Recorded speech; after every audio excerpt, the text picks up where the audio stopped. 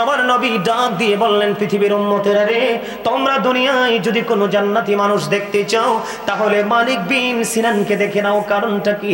নবীজির যখন দন্দান মোবারক শহীদ হলো, লোহ মোবারক বের হতে থাকলো, মালিক বিন সিনান দেখে সহ্য করতে পারলো না, রক্ত চুষতে শুরু করলো, রক্ত মোবারক, লোহ মোবারক। আবার নবী বললেন, মালিক বিন সিনান সবটুকু রক্ত মাটিতে ফেলে দাও। মালিক বিন সিনান বললেন, আল্লাহর ইজ্জতের কসম করে বলছি গো নবী, আপনার একটা ফোঁটা রক্ত আমি উহুদের জমিনে পড়তে দিব না। যতক্ষণ রক্ত মোবারক বের হতে থাকবে ততক্ষণ আমি ভক্ষণ করতে থাকব। পড়তেছি আর ভক্ষণ করতেছি, করতে করতে যখন শেষ হয়ে গেল রে, আমার নবী গোটা পৃথিবীকে জানিয়ে গেল হাদিস শরীফের মাধ্যমে, জান্নাতি মানুষ দেখতে চাও তাহলে ওই মালিক বিন সিনানকে দেখে না। এইভাবে গবেষণা করেন রাসূলকে নিয়ে। আপনার আমার রক্ত যদি কারো গায়ে পড়ে আপনাকে পিটাবে, আপনি যদি কাউকে থুতু নিক্ষেপ করেন আপনার গর্দান ফেলে দিবে। অনেক এখনকার মানুষ এত উগ্র, কথা বলেন না কেন? একটা চিন্তা করেন, আপনার আবার ওপেন হার্ট সার্জারি হইতে হলে আগে আপনাকে প্রস্তুত করতে হয়, অপারেশন থিয়েটারে নিতে হয়, ইনজেকশন পোস্ট করতে হয়, অপারেশন সাকসেস হলে কমপক্ষে 3 মান্থস আপনাকে বেড রেস্ট করতে হয়। আর আল্লাহর হাবিব মেরাজের রাত্রে, দাদা ভাই আমার দিকে তাকান, আল্লাহর হাবিব মেরাজের রাত্রে নবীজি দেখতেছেন ওপেন হার্ট সার্জারি হয়েছে, তার মানে বুক বিদীর্ণ হয়েছে, অপারেশন হয়েছে, এটাকে সুন্দর করে ধুত করেছে, আবার যুক্ত করে দিয়েছে, অটো এক্সাস্ট হয়ে গেছে, বোরাকে সাওয়ার হয়েছে, আপনার মসজিদে আকসা থেকে নামাজ পড়েছে, ওখান থেকে আপনার উর্দু জগতের দিকে কদম দিয়েছে। এক আসমান থেকে আর আসমানের দূরত্ব 500 বছরের রাস্তা, 7 আসমানে 3500 বছর। এরপরে আসমান পাড়ি দিয়ে সিদরাতুল মুনতাহায় চলে গেল, যাওয়ার পরে বোরাককে চেঞ্জ করে রাফরাফের মাধ্যমে রওনা হলো, নূরের জগৎ পাড়ি দিল, মহাশূন্য পাড়ি দিল, অনেক আলাপ আলোচনা হলো, আল্লাহর আরশের গেইটে গেল, যাওয়ার পরে জুতা মোবারক খুলতে যা, আল্লাহ কয়, হাবিব সাবধান, জুতা নিয়ে আসে। আল্লাহ, আপনি তো মুসা নবীকে বলেছিলেন কোহিতুরে যাওয়ার জন্য, জুতা খুলে যাওয়ার জন্য, সেই তুলনায় আপনার আরশ অনেক দামি। আল্লাহ কয়, আমি তো স্থান থেকে পবিত্র, আমি তো আরশ বানিয়েছি আপনার জন্য। জোরে জোরে বলেন না সুবহানাল্লাহ। আরে জোরে আল্লাহ রাব্বুল আলামিন ডেকে ডেকে বলে, হাবিব আপনি জুতা নিয়ে আসেন। মূসাকে আমি কোহিতুরের মাটি লাগাইয়া মূসার দাম বাড়িয়েছিলাম, আর আপনার জুতার ধুলি লাগাইয়া আমি আমার আরশের দাম বাড়াবো। কি মনে করেছেন? আমেরিকার গবেষক মাইকেল এইচ হার্ট তিনি বলেছেন, the 100 A ranking of the most influential person in the history. আমেরিকার গবেষক মাইকেল এইচ হার্ট তিনি 100 জন প্রভাবশালীর তালিকা করেছেন, এর মধ্যে তিনি চ্যাম্পিয়ন ইনফ্লুয়েন্সার দ্বারা চ্যাম্পিয়ন করেছেন, সবচেয়ে প্রভাবশালী আপনার আমার প্রাণের নবী। এই জন্য আমি গাজী সুলাইমান সবসময় বুকে হাত দিয়ে বলি, I am very successful person, I am the great. কারণ হলো আমি আখির নবীর উম্মত হয়েছি, এটাই আমার খুশনসিব। তার কারণ, আর মূসা নবী আল্লাহর কাছে দাওয়াত চেয়েছে, কি আল্লাহর কাছে দাওয়াত চেয়েছে, আল্লাহ তুমি আমাকে দেখা দাও। মূসা বলে, রব্বি ইয়ারনি, আল্লাহ কয় লান তারানি। ঠিক না? বন্ধুরে আমার, কিন্তু মূসার পাওয়ারও কম না। আল্লাহ বলেছেন, মূসা স্পোক টু আল্লাহ, মূসা কারীমুল্লাহ, মূসা আল্লাহর সাথে কথা বলেছে। Ibrahim is the friend of Allah, Ibrahim খলিলুল্লাহ। জোরে কন্না সুবহানাল্লাহ। Nuh Naziullah, Nuh was saved by Allah. Ismail is to sacrifice to Allah. Ismail Jabiullah. কথা বলে না কেন? আরে জোরে Nuh Naziullah, জোরে জোরে কন্না সুবহানাল্লাহ। আরে জোরে আরে জোরে মোহাম্মত লাগে না কথাটি? আর আপনার আমার প্রাণের নবী কোরআন শরীফ আমার সামনে, চাইলে এখন খুলে দেখাতে পারবো। 15 পারা সূরা বনী ইসরাইলের 1 নম্বর আয়াত। আল্লাহ বলেছেন, সুবহানাল্লাযী ইয়াসরা বিআবদিহি লাইলাম মিনাল মাসজিদিল হারাম ইলাল মাসজিদিল আকসা আল্লাযী বারাকনা হাওলাহু লিনুরিয়াহু মিন আয়াতিনা। মূসা দাওয়াত চেয়েছে, আমি আল্লাহর কাছে আমি গ্রহণ করিনি, আমি আমার হাবিবকে নিজেই দাওয়াত দিয়ে আমি আরশ পর্যন্ত নিয়ে এসেছি। সবচেয়ে মজার খবর, আল্লাহ বলেছেন সূরা বনী ইসরাইলে, চারপাশ আমি বরকতময় করে ফেলেছি, আমি যেন আমার নিদর্শন আমি আমার হাবিবকে দেখাতে পারি। এইভাবে গবেষণা করবেন নবী নিয়ে। তাহলে আপনার দিন দিন পদমর্যাদা বৃদ্ধি পেতে থাকবে। আপনার আমার 14 গোষ্ঠীর সবকিছু বিক্রি করলে একটা আসমান জীবন থাকতে ঘুরতে পারবো না। আরে ভাই, এশার নামাজ পড়ে অম্মেহানির গড়ে জিব্রাইল এসে ডাকলেন, জমজমের কিনারা নিলেন, অনেক বড় ইতিহাস মেরাজের আলোচনা শুনবেন, ঈমান টেকসই হবে। সবচেয়ে মজার খবর, আমাদের দেশে অনেকে নবী গায়েব জানে বললে একদম চটে যায়, আছে না? নবী শব্দের অর্থই হলো সদৃশ্যের সংবাদদাতা। গায়েবের খবর যিনি দিতে পারেন না তিনি কখনো নবী হতে পারে না। যিনি কারামত দেখাতে পারে না, আল্লাহর ওলির কথা বলছি, যিনি কারামত দেখাতে পারে না, সাধারণ মানুষের চাইতে ব্যতিক্রম কিছু দেখাতে পারে না, তিনি আল্লাহর ওলি হতে পারে না।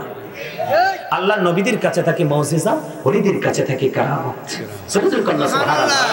সবচেয়ে মজার খবর আমি আপনাদেরকে বলি বন্ধু, আল্লাহর হাবিব যখন গেলেন আল্লাহর আরশে দেখা হলো।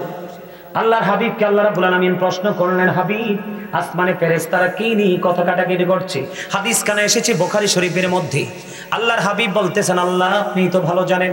আল্লাহ রাব্বুল আলামিন এই কথা বলতে দেরি আল্লাহ রাব্বুল আলামিনের কুদরতি হাত হাদিস শরীফ প্রমাণ করেছে। দাদা একটু হাতটা রাখি, কিছু মনে করবেন না, তাদেরকে দেখানোর জন্য।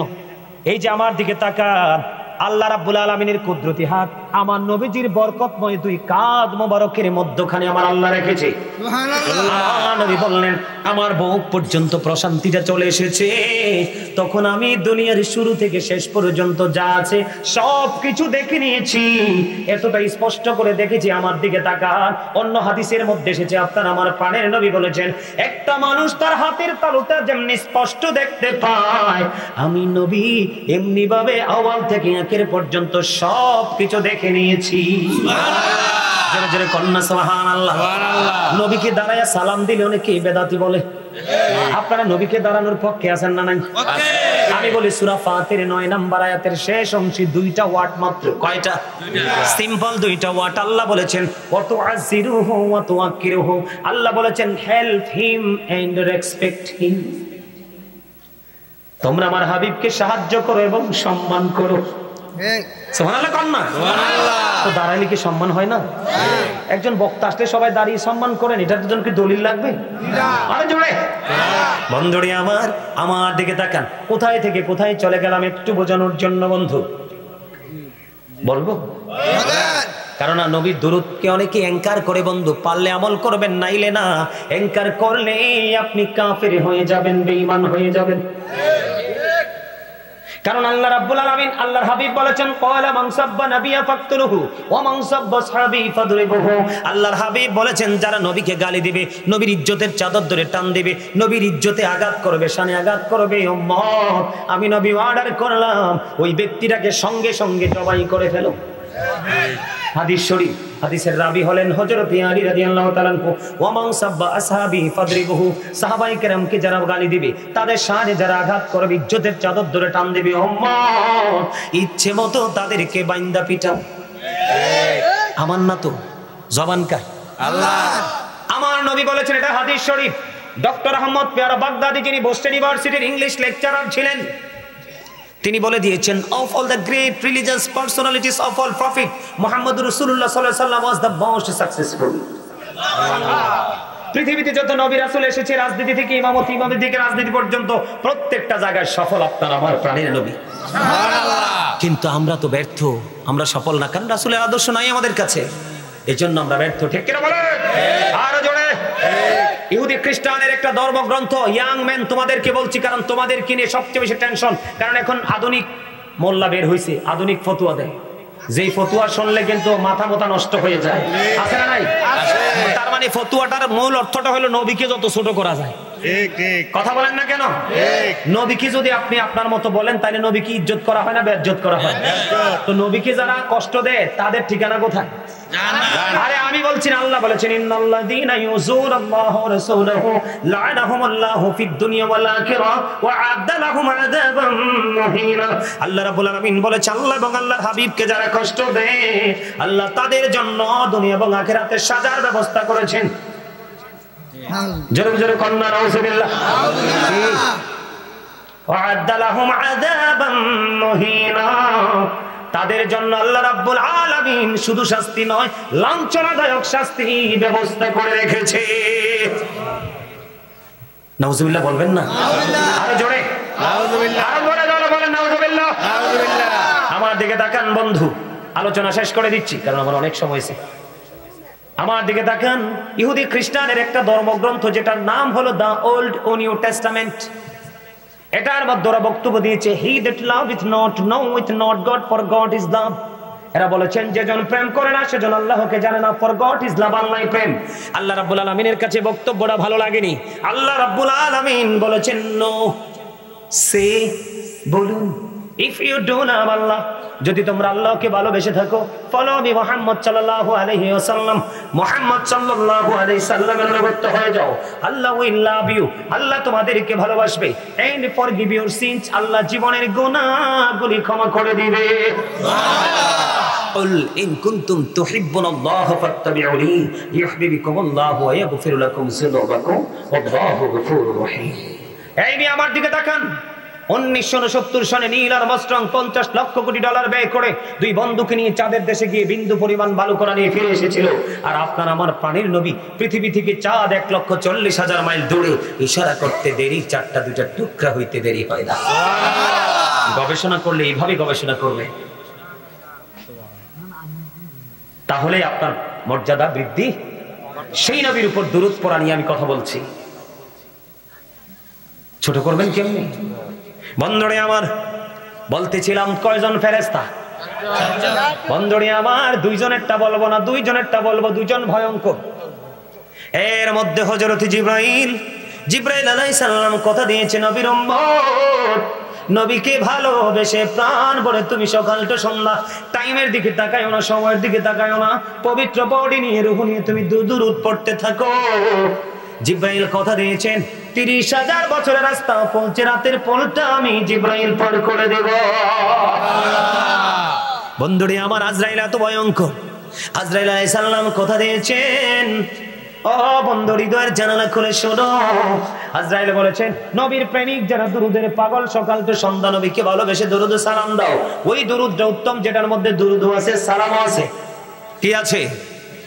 সবচেয়ে উত্তম দুরুদ হলো যেটার মধ্যে নবীকে দুরুদ দেওয়া যায় এবং নবীর কদমে সালাত ও সালামও পৌঁছানো যায়। আজরাইল কথা দিয়েছে নবীকে ভালোবেসে দরুদ পড়তে থাকো।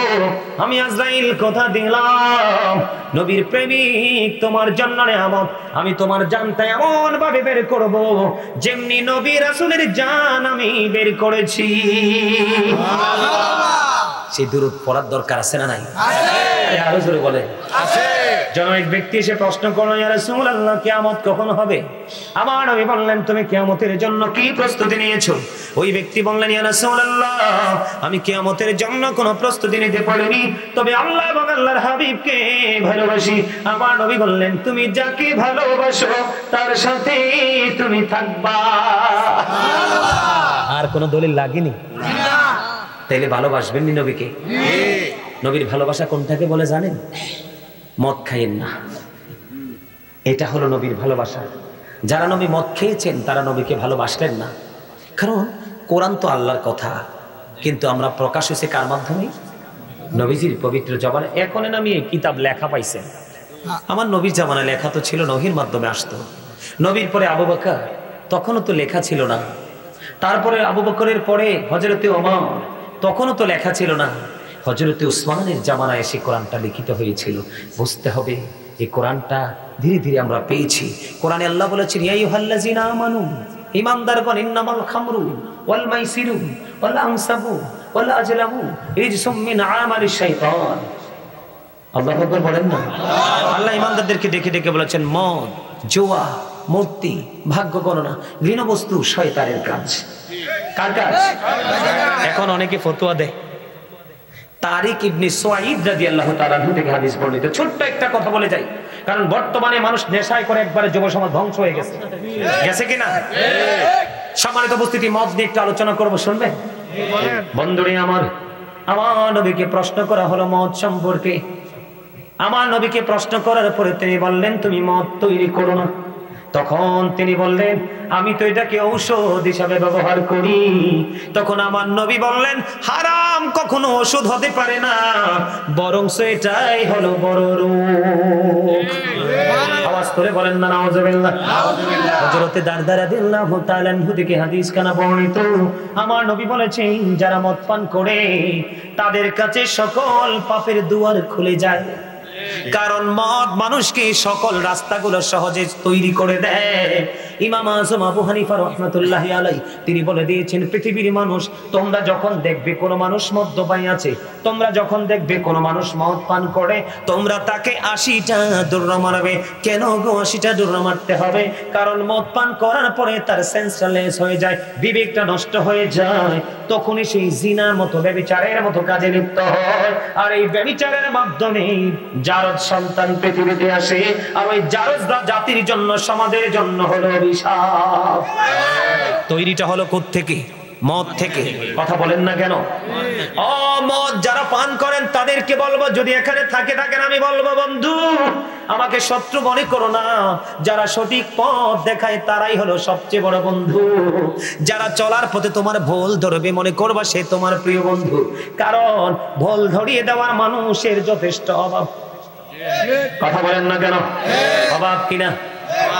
বন্ধুরি আমার, মদ এতটা নোংরা জিনিস, এতটা খারাপ জিনিস। যিনি মদ বানায়, যিনি বানানোর জন্য সাহায্য করে, যিনি বন্ধু সরবরাহ করে, এই দোকান থেকে ওই দোকানে ট্রান্সফার করে, বেচাকেনিতে যারা সাহায্য সহযোগিতা করে, সবাই সমান অপরাধী। ও বন্ধু, হারাম কম হোক বা বেশি হোক, এটা হারাম হারাম হারাম। এটা দেহকে নষ্ট করে দে, বিবেককে নষ্ট করে দে, বিবেকটাকে একেবারে পচিয়ে দে, সমাজকে ধ্বংস করে দে। সোনালী জীবন, সোনালী ভবিষ্যৎ, অনিশ্চিত ভবিষ্যতের দিকে ডেকে নিয়ে যায়। তার ফ্যামিলি, পরিবারের সুখকে হরণ করে নিয়ে যায়, স্বামী স্ত্রীর বিচ্ছেদ ঘটায়। আল্লাহ রাব্বুল আল্লাহর হাবিব বলেছেন, যারা আল্লাহ এবং আল্লাহর হাবিবকে, আখিরাতকে যারা বিশ্বাস করে তারা কখনো মদ পান করতে পারে না, এবং মদ্যপায়ী যারা তাদের সাথে এক টেবিলে বসতে পারে না। জোরে জোরে কন্যা ঠিক না বে ঠিক? সবচেয়ে বড় ভয়ঙ্কর খবর হলো যুবক, তোমরা হৃদয়ের জানালা করে শোনো বন্ধু, যারা মদ পান করতে অভ্যস্ত, যেই নারীরা মর্দা মহিলা হয়ে গেছে, যারা পুরুষের পোশাক পরে, পুরুষের জুতা পরে, পুরুষের ছোট্ট ছোট্ট একটা টি শার্ট পরে, পুরুষের প্যান্ট পরে, ওই নারীগুলো, এবং যারা মদ পান করে বন্ধু হারাম জিনিস ভক্ষণ করে, আল্লাহর হাবিব বলেছেন ওই মদ পানকারীদের জন্য একটা ভয়ঙ্কর খাবার বরাদ্দ আছে। হাদিস শরীফের ভাষায় সেটাকে বলা হয় তিনাতুল খাবাল। ইয়া রাসূলুল্লাহ, ইয়া হাবিবাল্লাহ, নবী গো, এই তিনাতুল খাবালটা কি গো নবী?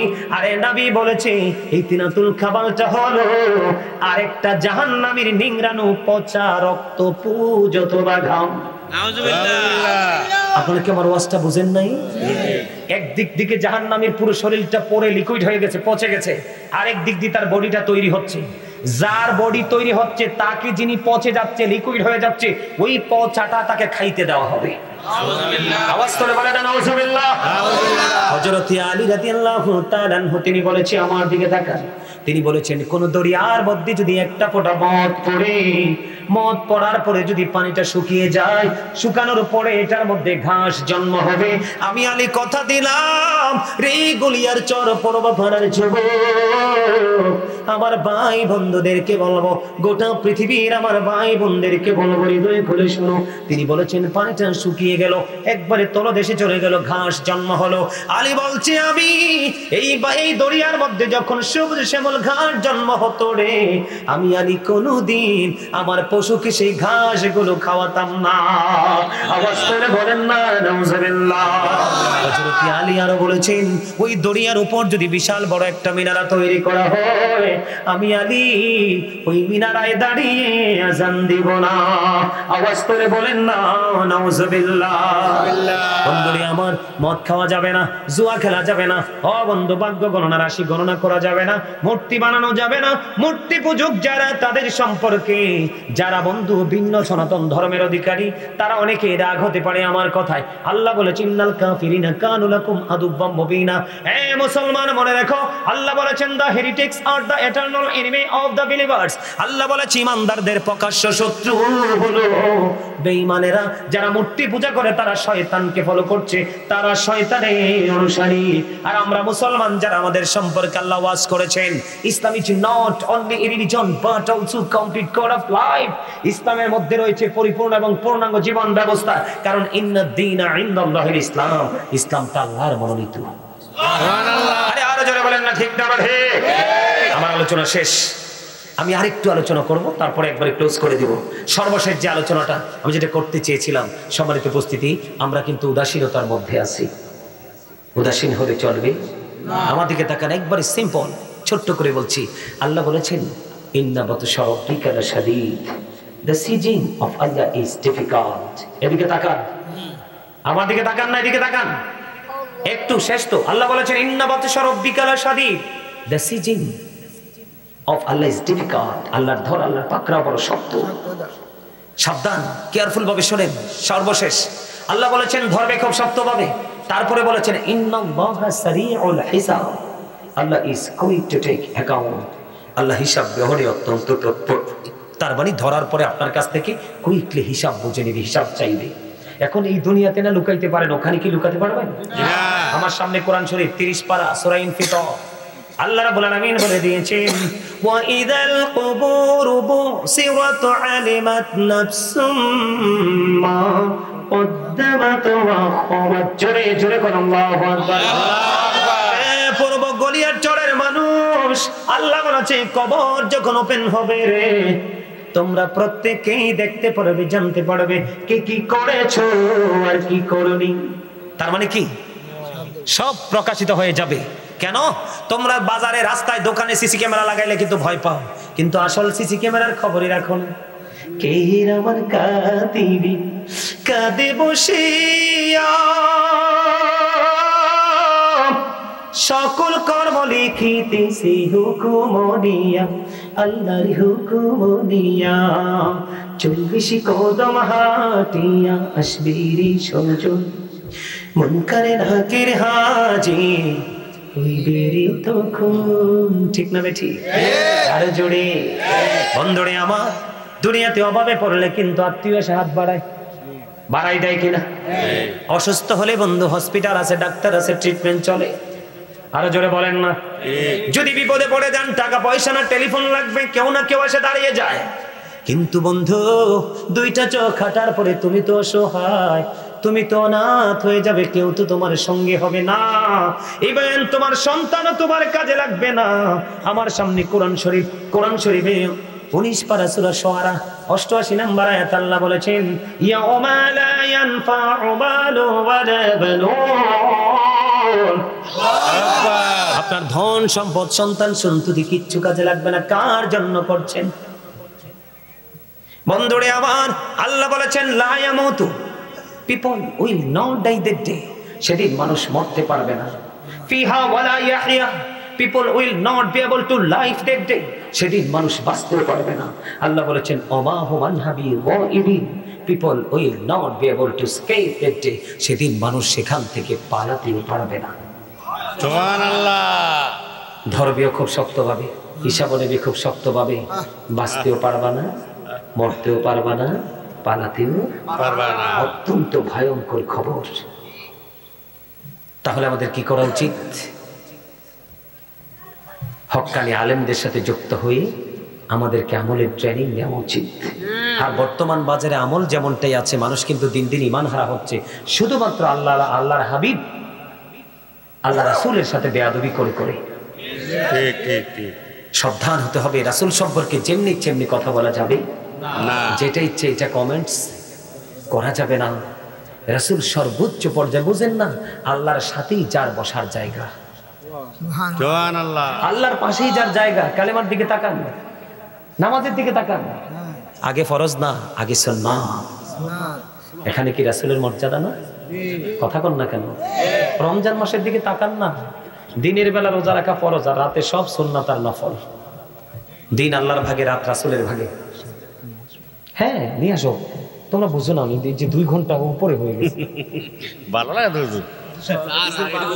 তো, ভালো লাগে বাইরে। যদি কালকে শোনেন, আমি যদি আগামীকালকে, যদি আজকে যেই কক্সবাজার রওনা দিতে হবে, বিমানবন্দরে একবারে সমুদ্র সৈকতে প্রোগ্রাম, আমার যদি আজকে কক্সবাজার না হতো, আমি সত্যি আপনাদেরকে 3 ঘন্টা আলোচনা শোনাতাম।